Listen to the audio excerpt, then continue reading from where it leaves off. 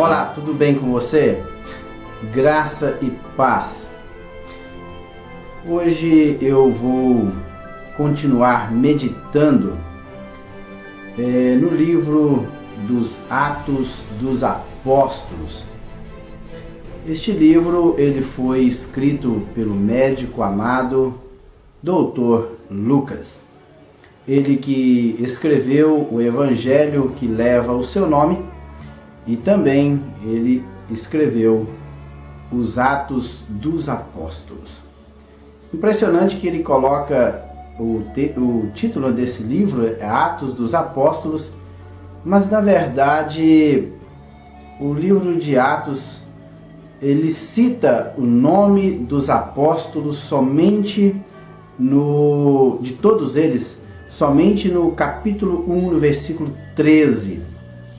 Após o capítulo 1, versículo 13, os nomes que são citados é somente de Pedro e João e uma única vez o nome de Tiago, quando Tiago foi morto por Herodes. E Pedro e João continuam citações a respeito destes dois apóstolos. Os demais apóstolos, os seus nomes não são citados no livro de Atos. E Atos, ele foi escrito para uma pessoa muito ilustre, tudo indica pelo tratamento que Lucas destinou a este homem chamado Teófilo. Ele, no evangelho que leva o seu nome, Evangelho de Lucas, ele chama Teófilo de excelentíssimo, ó excelentíssimo Teófilo. Nós não sabemos quem era esse Teófilo. Seria um oficial romano? Seria um governador? Não sabemos.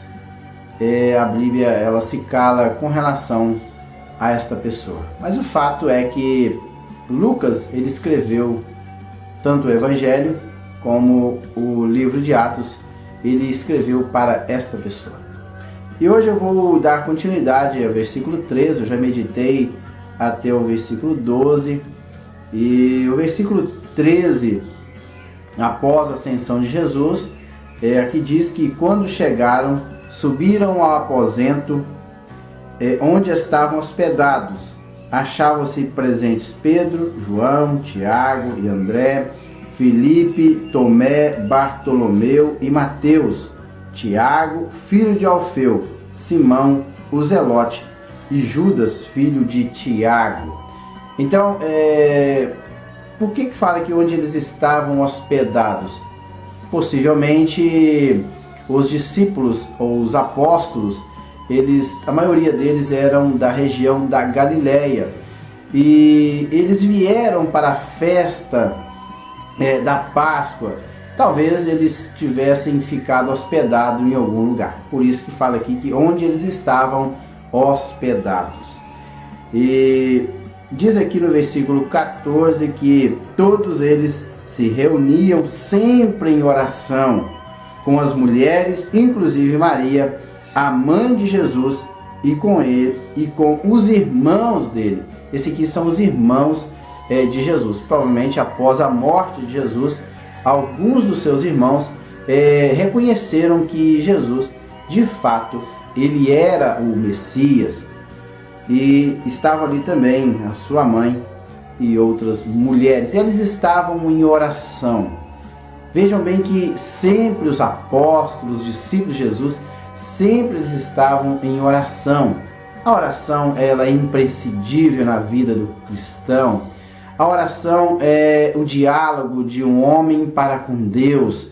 Sem oração não existe vida cristã, não existe comunhão com Deus, não existe diálogo, não existe conversa com Deus. Inclusive, John Bunyan era um homem assim dedicado muito à oração. John Bunyan que ele viveu entre 1628 e até 1688. Este homem ele escreveu o livro, um best-seller, e o título deste livro é O Peregrino. E ele diz que a oração ela é um escudo para a nossa alma, ela é um sacrifício para Deus e ela é um flagelo para Satanás. Veja bem a colocação de John Bunyan com relação à oração. Ela é um escudo para a nossa alma, ela é um sacrifício para Deus e ela é um flagelo para Satanás. Por isso que eu creio que os discípulos, os apóstolos de Cristo, eles preocupavam tanto com a oração. Por isso que eles estavam sempre em oração, como disse aqui o versículo 14. E no versículo 15 ele diz assim: naqueles dias Pedro levantou entre os irmãos um grupo de cerca de 120 pessoas e disse: irmãos, era necessário que se cumprisse a escritura que o Espírito Santo predisse por boca de Davi, a respeito de Judas, que serviu de guia aos que prenderam Jesus.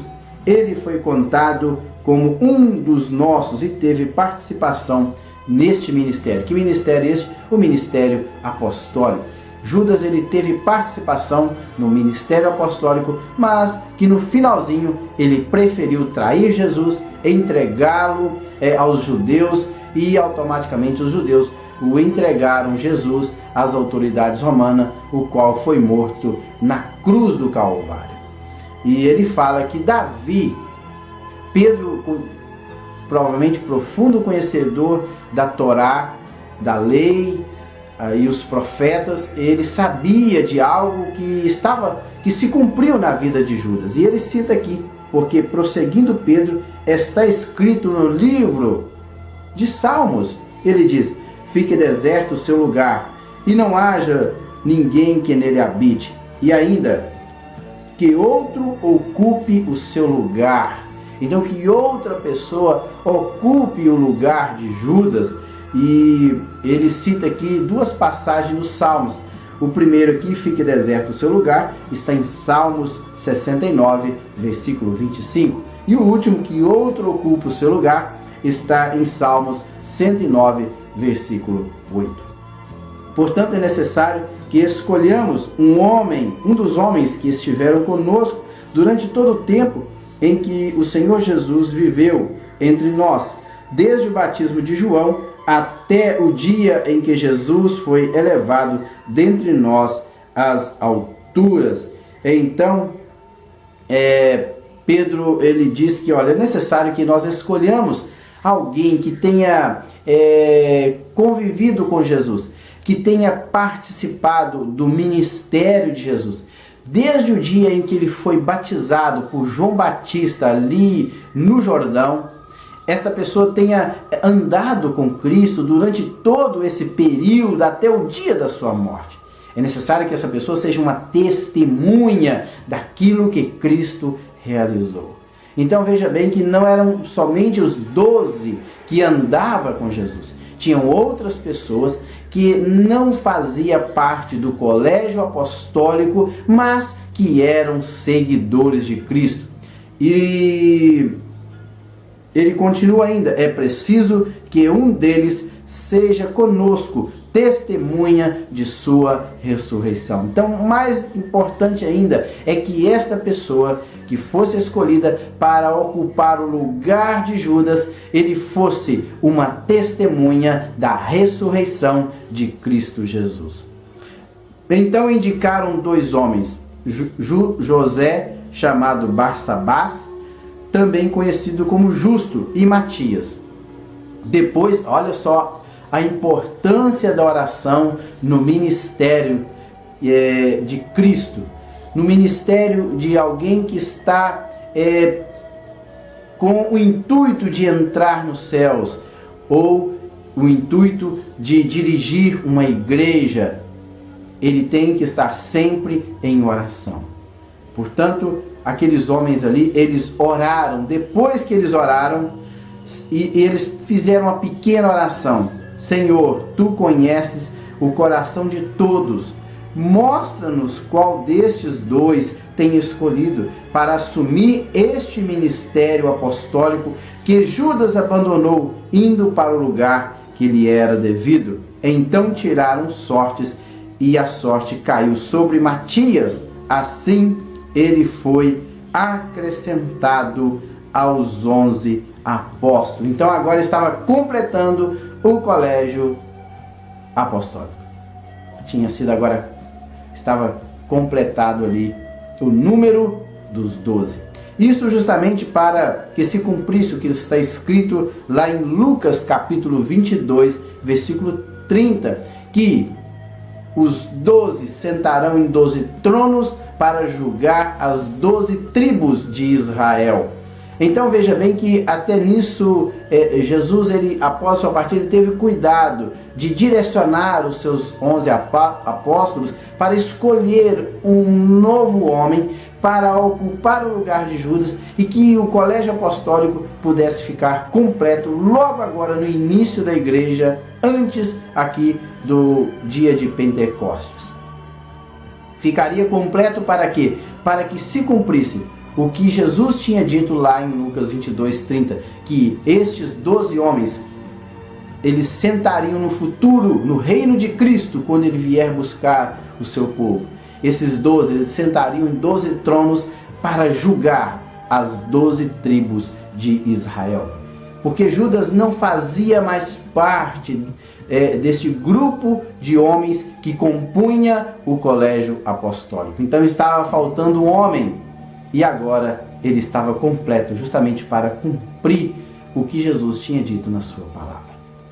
E tudo indica também que ele foi escolhido antes do dia de Pentecostes. O dia de Pentecostes, ele acontecia justamente 50 dias após a Páscoa, por isso chama Pentecostes, vem de 50 dias após o dia da Páscoa. Contavam-se 50 dias, aí chegava o dia do Pentecostes.